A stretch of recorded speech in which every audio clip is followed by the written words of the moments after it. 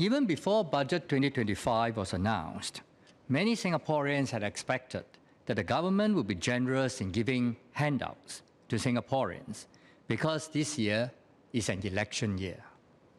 Indeed, about $3.8 billion of special transfers will be distributed this year, compared to about $3 billion in both 2023 and 2024. In recent years, government handouts have become regular. It has become a national pastime of sorts to monitor the timetable of handouts each month, which is also publicized in the media and in the HDB lift lobbies. Can this really be healthy for our society? Comments are already circulating on the social media that the new 5 Cs of today are cash, CDC vouchers, climate vouchers, CPF top-ups, and charge cards. I'm sure that the first-generation PAP leaders would never have allowed this to happen.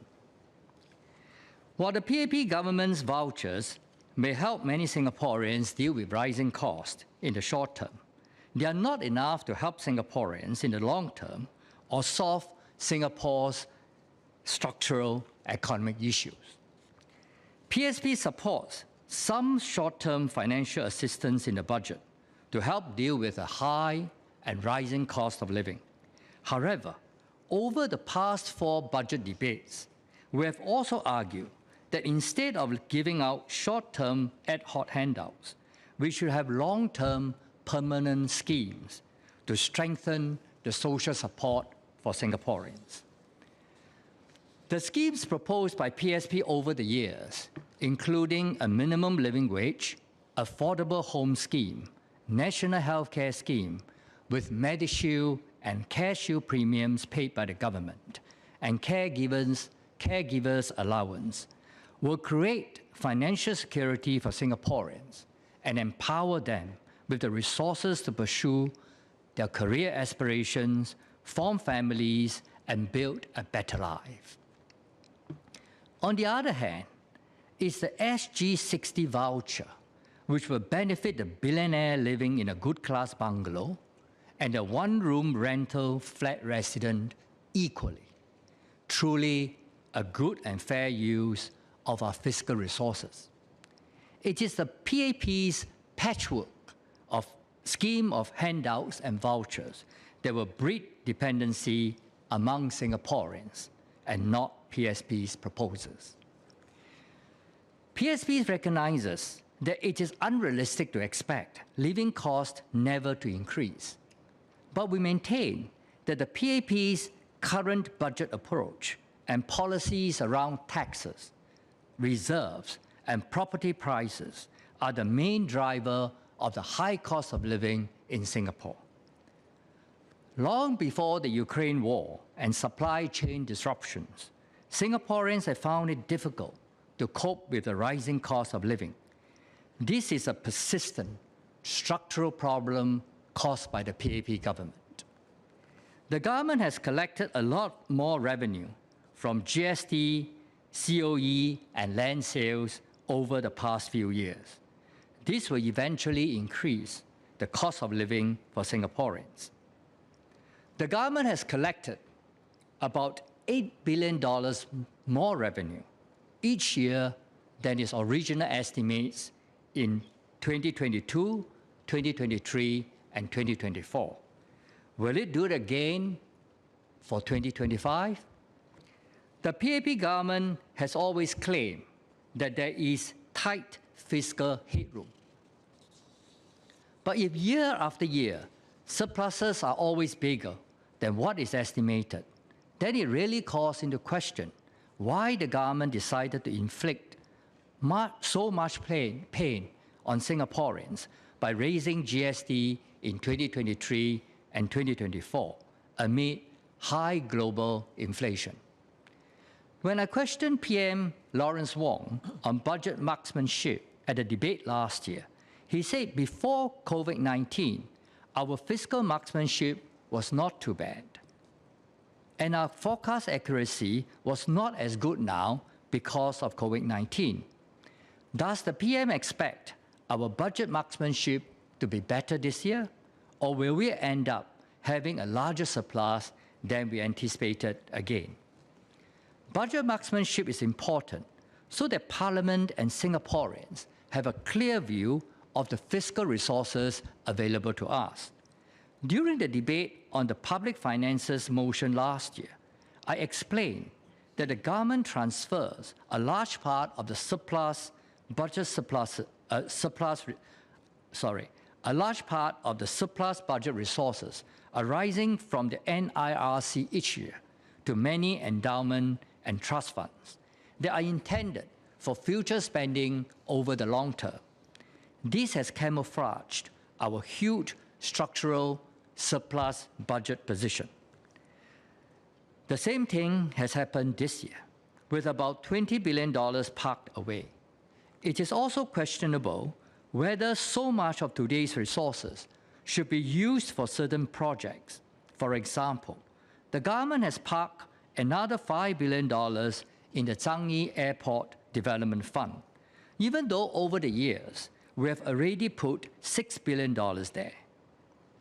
We believe such a large infrastructure project should be funded by the Significant Investment Government Loan Framework, or SINGA, so that we can evaluate the commercial viability of such projects better.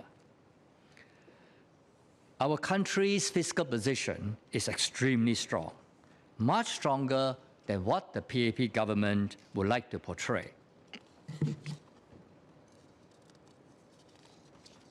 Yesterday, Ms. Foo Mee Har claimed that Singapore could face fiscal vulnerabilities like Hong Kong if we use land sales to fund our expenditure, like what PSP had advocated. PSP has only proposed that if a piece of land is sold on a 99-year lease, the proceeds should be recognized as revenue spread over 99 years. It is unlikely to create the fiscal vulnerabilities Ms. Foo suggested. I will remind Ms. Foo that last year, even SM Lee said our proposition was not unthinkable. Ms. Tin Pei Ling suggested yesterday that we should put back into the reserves what was taken out during COVID-19.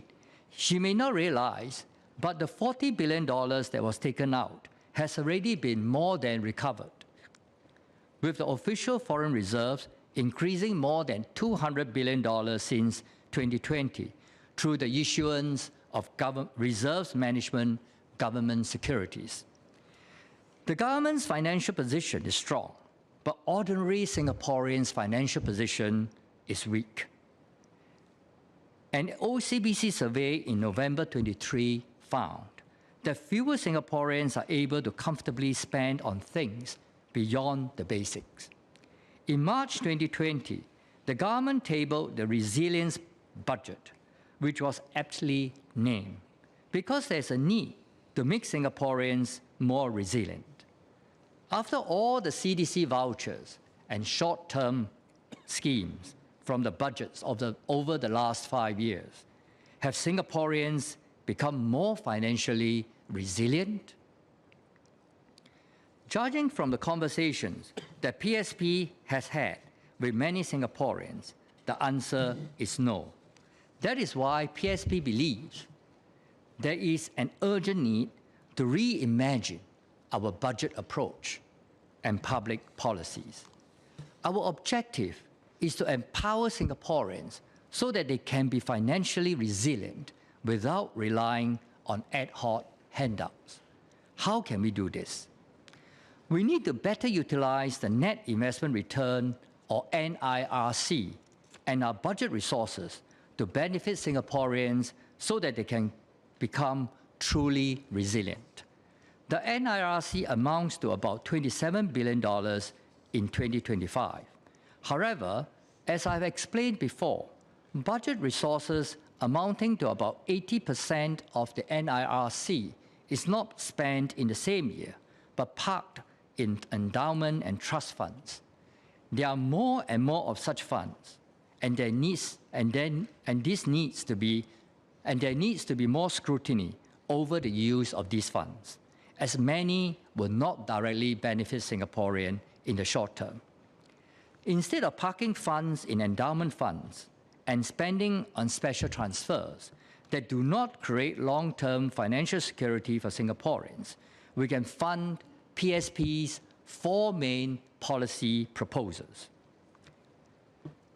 Firstly, we have proposed the removal of land cost from public housing under the Affordable Home Scheme, or AHS, and the construction of quality rental flats for young Singaporeans under the Millennium Apartment Scheme.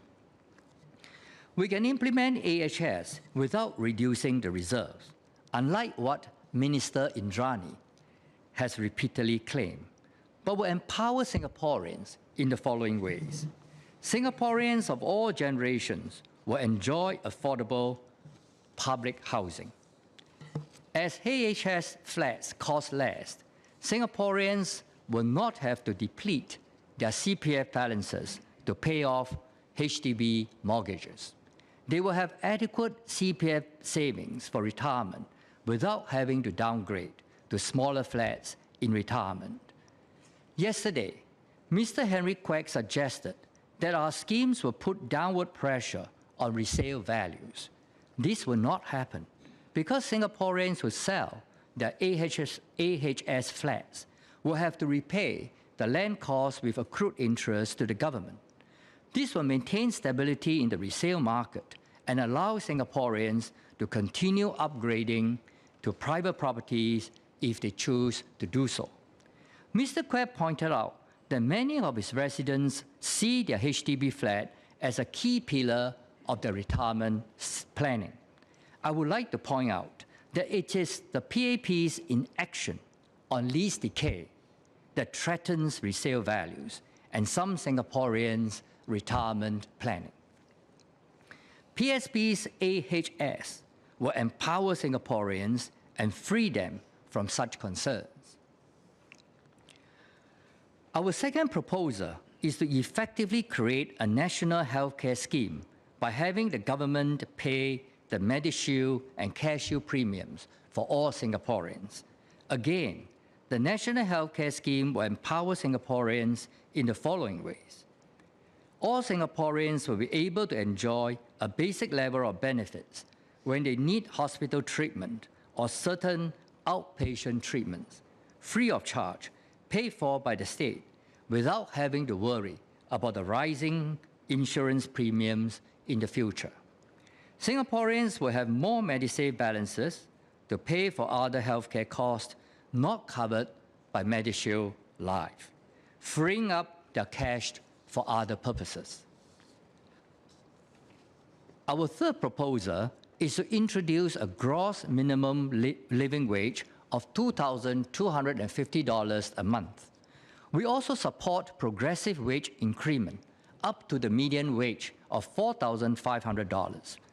These policies will empower lower-income Singaporeans with the financial resources to attain a minimum standard of living in a high cost of living environment more quickly than the government's progressive wage model. Singaporean workers will also enjoy further wage increments when they improve their skills.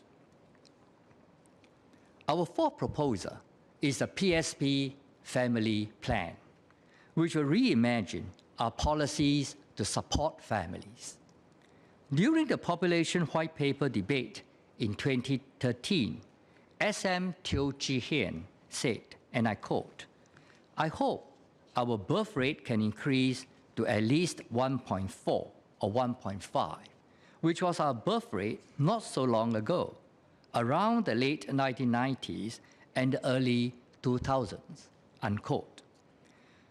We are not sure if SM Teo still has these hopes, but PSP certainly does. That is why our PSP Family Plan is a whole-of-society approach to better support family formation.